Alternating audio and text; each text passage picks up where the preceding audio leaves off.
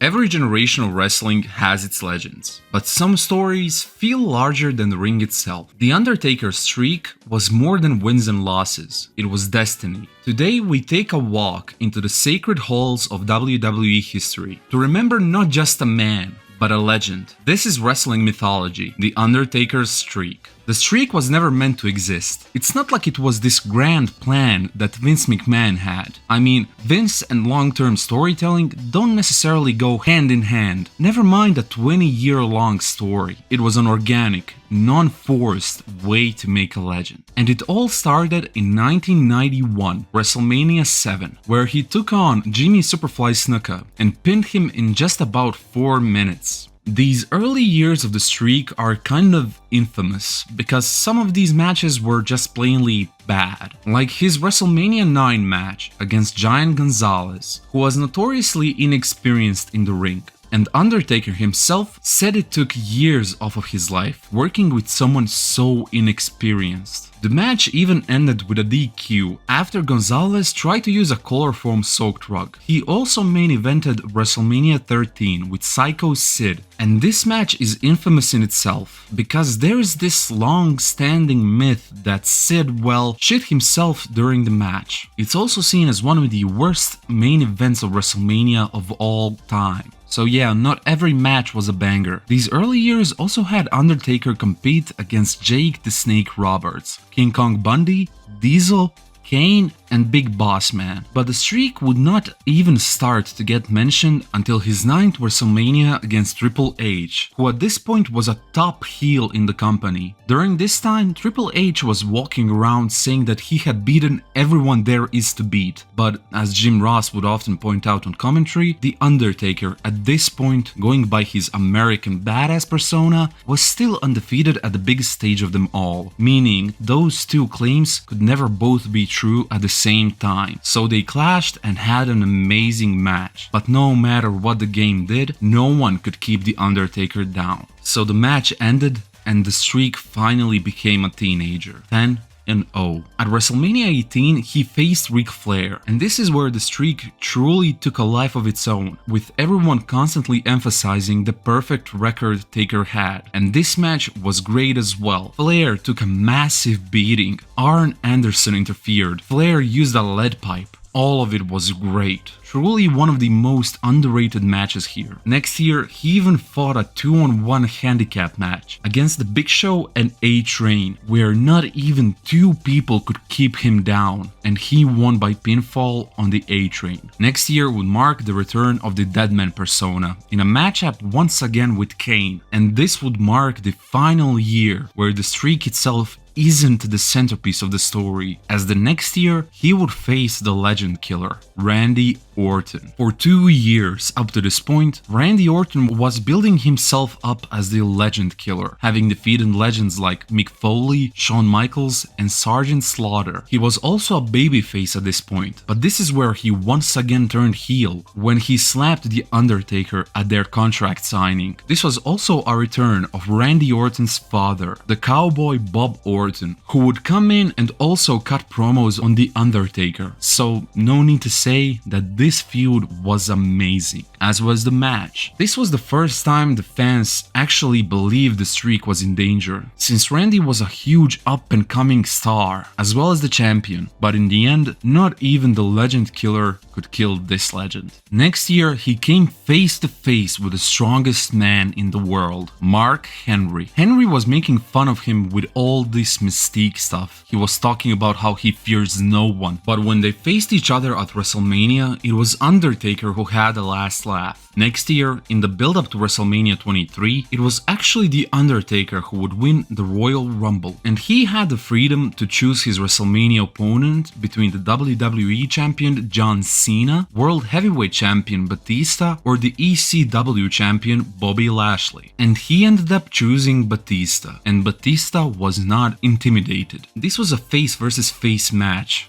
And even more importantly, it was a beast versus beast match. No fear, no conniving BS, just respect. Making statements and big man slapping meat. But no matter what the animal did, the streak couldn't be broken. The record shows 15 in O. Next year would see him face another World Heavyweight Champion in the form of Edge. Before Seth Rollins claimed the title of the Ultimate Opportunist, Edge was the one with whom the phrase originated with after his Money in the Bank cash-in. But interestingly enough, this was the one opportunity he wasn't willing to take. According to many sources and himself, he was offered to break the streak, but he refused to do so because of many reasons. To quote Edge himself, "When it was brought to my attention, or at least thrown by me as an option, I just thought, no.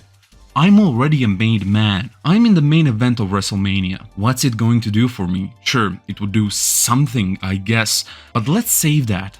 Let's save that for somebody who can really use that boost." It was just as important as the World Championships at WrestleMania, so why take away one of our marquee attractions? So as you can tell by this, Edge did not end up being the one to break the streak. Although the match was amazing and in the moment the tension was there. However, after this, we would see quite possibly the best 5-year run of WrestleMania matches in wrestling history. And it would start with his first encounter with Shawn Michaels. But before we get into that, if you like this video, make sure to leave a like and subscribe, as I will soon upload another piece of wrestling mythology, this one about the Montreal Screwjob. Thank you, and let's get back to the video. The Streak versus Mr. WrestleMania himself. This match would mark the beginning of one of the greatest stories ever told in the ring, a 4-season-long drama that would score 100% on Rotten Tomatoes, and it all starts here. The build-up was a simple story of good and evil, of black and white. Undertaker would wear his usual all black, and Shawn would wear all white, one representing angels, one representing demons. And this was the most theatrical shit ever. Like really, if you go back and watch the promos in the build up to this match, it was some of the most theatrical stuff ever put on the WWE screens, and it was amazing. We were eating good at the time. And the match itself was even better, possibly the greatest match in WrestleMania history. At this point, finisher fests were a rare commodity, especially with old school wrestlers such as Undertaker and Shawn. So to see Taker kick out of the sweet chin music twice, and even seeing Shawn kick out of the tombstone, was a pleasure unlike many others. There was also one extremely dangerous spot where Taker took flight and the cameraman was supposed to catch him, but the cameraman failed to do so and Taker landed on his head. I still have no idea how he lived through that. At one point, Shawn went for the moonsault and Taker caught him mid-air and gave him the tombstone pile driver. And 1,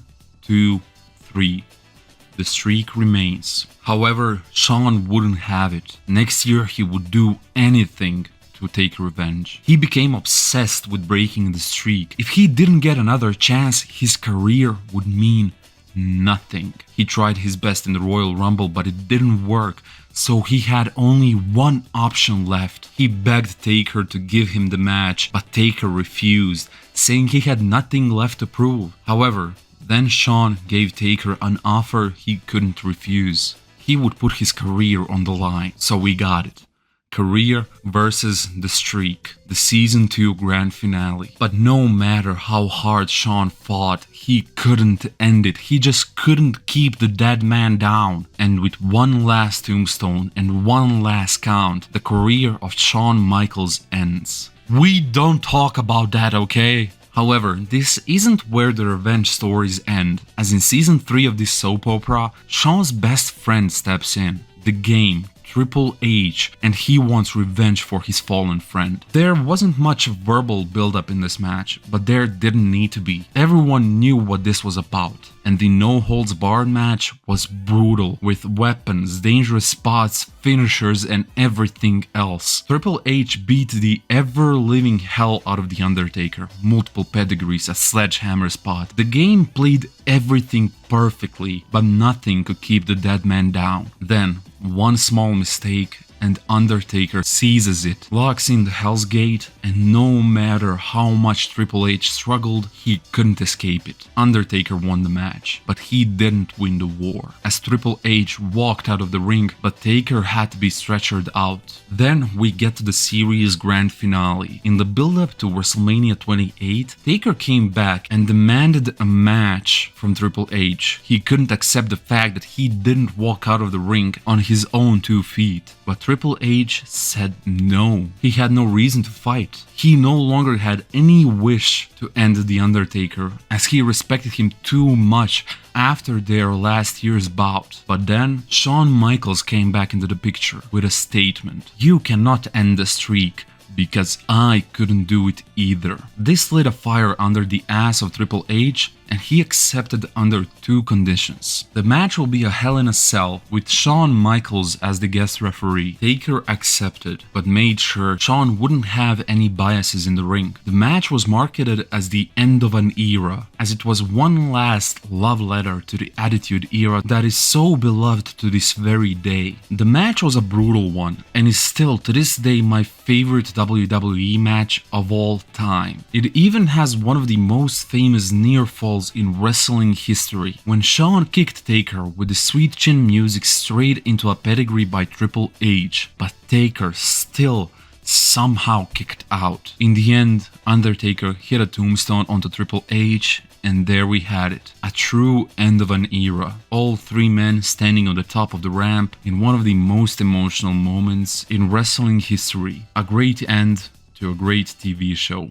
Next year, the challenger was CM Punk, who was mocking Paul Bearer, who had just recently passed away, right in front of Taker. The story here was nothing special, especially after the last couple of manias for the Deadman. But the match was one of the best matches in the history of the company, and Taker wins once again. However, all good things must come to an end. Enter the Beast Incarnate, Brock Lesnar.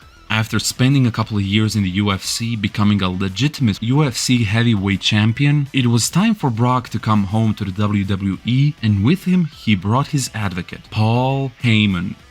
Funny thing is, at the time nobody really expected Brock to win. However, in just 3 F5s, it was all over. Even when Brock won, no one could believe it. People thought it was a mistake, the graphic didn't show up immediately, the music didn't start for a while, but then the graphic showed it. 21-1. The streak has been broken. Undertaker would go on to have a couple more WrestleMania matches after this one, but none of them ever came close to the hype the streak had. But even though the streak was broken, it will forever live on as one of wrestling's biggest legends.